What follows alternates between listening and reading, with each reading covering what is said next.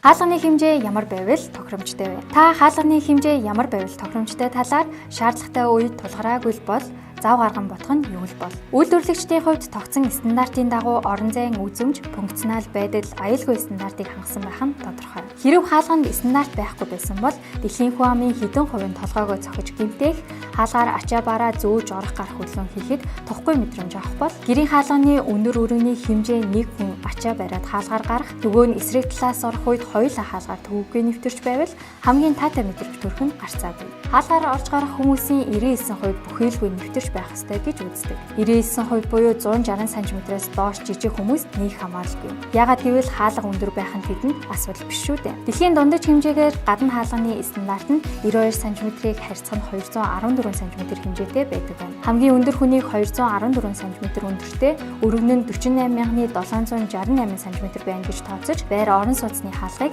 дундаж хүний хэмжээсээр хийдэг байна. Өрөөнүүдийн хаалга мөн ийм хэмжээтэй байдаг бол ариун цэврийн өрөөний хаалганы өргөн нь бага хэмжээтэй байж болдог. Вайны өрөөний хувьд томоохон тавилга болон хүнд ачаа оруулахгүй тул стандарт хаалганы хэмжээ нь хамгийн багадаа 80 см-ийг харьцах нь 214 см-ийн сонголтоор байж байх жишээтэй. Эдгээр хэмжээг мэдэж байвал ямар өнгө, хэлбэр, хийц материалтай байх нь таны хүсэлд үлдэх юм.